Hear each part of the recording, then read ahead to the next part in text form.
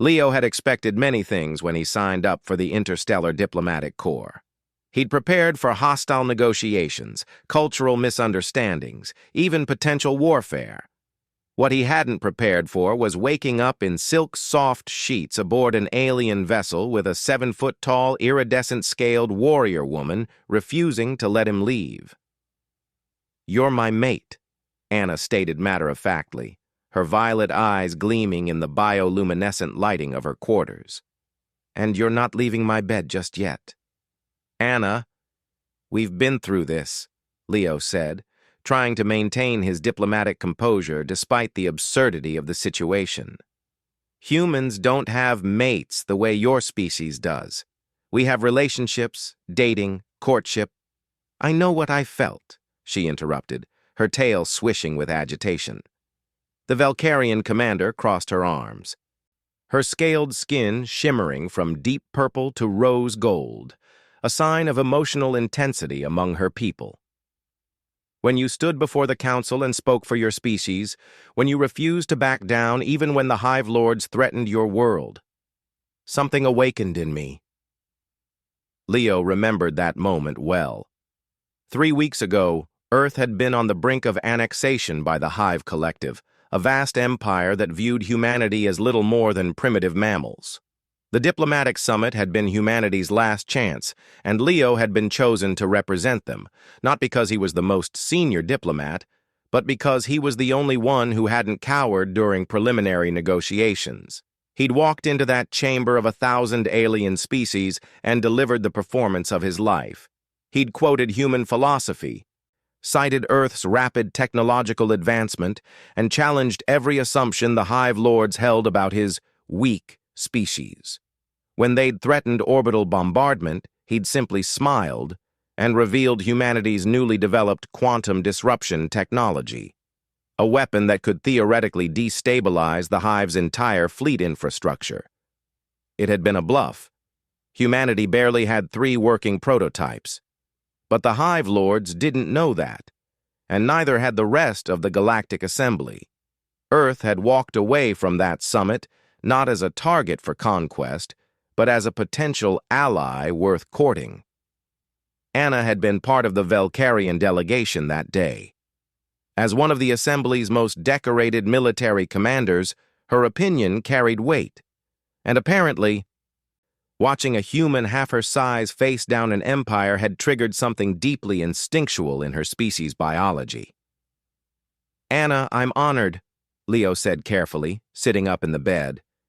"Your people's bonding customs are sacred, I understand that, but this happened so fast." "Time is irrelevant to recognition," she said, moving closer. Her voice softened. "My people bond for life, Leo. We know our mates instantly. It's in our genetics, our evolution. For millennia, we've trusted this instinct, and it has never led us astray." She placed a clawed hand gently on his chest. "When I look at you, my biology screams that you are mine to protect, to cherish, to fight beside." "But I'm human," Leo protested weakly. "We're completely different species." "Your species has done nothing but prove how little difference matters when will is involved," Anna countered. "You walked into a council of predators and made them respect you through sheer audacity. You protected your entire world with nothing but words and confidence." Her voice dropped to a purr. "Do you know what my people value most in a mate? Courage, strength of spirit, the ability to stand firm when all seems lost." Leo felt his resolve wavering. He'd be lying if he said he hadn't been attracted to Anna from the moment they'd met. The Valkyrians were stunning in their alien beauty, and Anna was exceptional even among her kind. But more than that, he'd felt a connection during the long negotiations, the way she'd met his eyes across the chamber, the respect that had grown between them. "I need time to think," he said finally. "Then think here," Anna said, a hint of amusement in her voice. "In my quarters, in my bed, where I can ensure no other delegation tries to claim you first." "Wait, what?" Anna's expression turned serious. You are not aware, but your performance at the summit has made you desirable. 3 ambassadors have already filed mating petitions with their homeworlds. The crystalline commune wants to add you to their hive mind. The methane breathers want to study your genetic material. And the feline Imperium, she growled low in her throat, their princess has declared her intention to court you. Leo's head spun. This is insane. This is politics, Anna corrected. A strong alliance with humanity is now desirable, and what better way than through bonding? Your species proved themselves worthy of respect. She leaned in close, her breath warm against his ear. But I claimed you first, before the summit even ended. By Valkyrian law, you are under my protection, my courtship, until you choose to accept or reject the bond. And if I reject it? Pain flashed across Anna's features, but she straightened with dignity. Then I release you with honor, and live the rest of my life alone, as is our way. We bond only once. She met his eyes. But I don't think you will reject me, Leo of Earth. I think you feel it too, this connection. You simply need time to understand it, to accept it. Leo studied her face, so alien, yet expressing emotions he recognized instinctively. Vulnerability, hope, fierce determination. He thought about his mission, about Earth, about everything that had led to this moment. One condition, he said finally. Anna's eyes lit up. Name it. I need to contact Earth, explain the situation. This is diplomatically complicated. Done, Anna agreed immediately. Though I should warn you, the Valkyrian bonding ceremony will be broadcast across the assembly.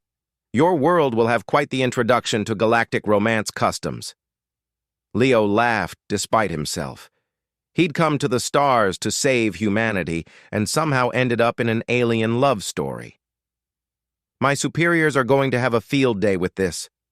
Anna smiled, revealing sharp teeth. Then it's fortunate that you've proven yourself capable of handling impossible situations. She pulled him closer. Now rest. We have much to discuss, many cultural barriers to navigate, and a formal courtship to begin. But for now, you stay here, with me, where you're safe. As Leo settled back into the impossibly comfortable bed, Anna curled protectively around him, her tail wrapping loosely around his waist. He realized that perhaps some bonds transcended species, logic, and even the vast distances between stars. Humanity had reached for the cosmos and found not just new worlds, but connection in the most unexpected places.